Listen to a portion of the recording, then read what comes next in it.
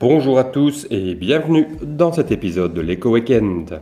Mardi soir, le président de la Fed, Jerome Powell, a précisé son point de vue quant aux objectifs antagonistes de son institution.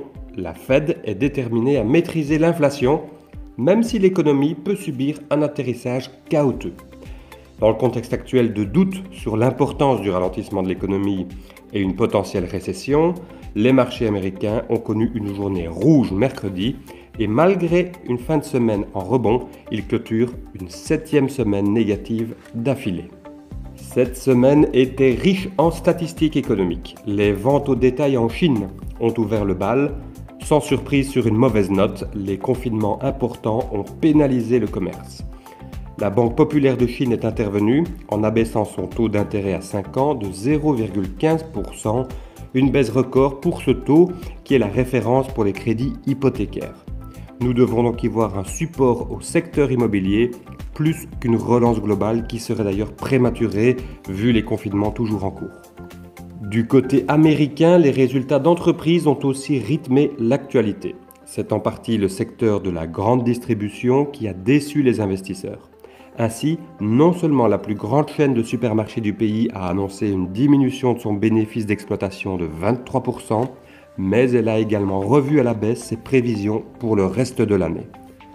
Prix du transport, de l'énergie et les coûts salariaux sont en cause. Dans le secteur de la technologie aussi, on a noté des déceptions qui ont amené des ventes paniques sur l'ensemble du secteur.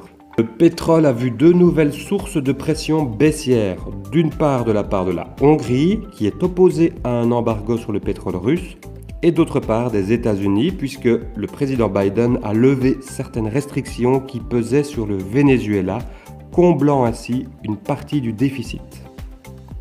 Je termine avec un tuyau de Warren Buffett qui nous rappelle les deux caractéristiques à retenir pour investir en période d'inflation. Alors d'abord, sélectionner des titres qui disposent d'un pricing power, d'une capacité à répercuter la hausse des prix dans leur produit final, et d'autre part, la capacité de développer les activités sans devoir effectuer de nouveaux investissements. Le milliardaire continue d'occuper l'actualité car cette crise est pour lui l'occasion de faire ses emplettes. Il multiplie les prises de position dans le secteur des médias mais aussi des banques. Lui qui semblait très calme ces dernières années semble se délecter de cet environnement, certes chahuté, mais de plus en plus rempli d'opportunités d'investissement. J'espère que vous avez apprécié ce podcast. Je vous donne rendez-vous dans une semaine pour un nouvel épisode de l'Eco Weekend. Passez une excellente semaine.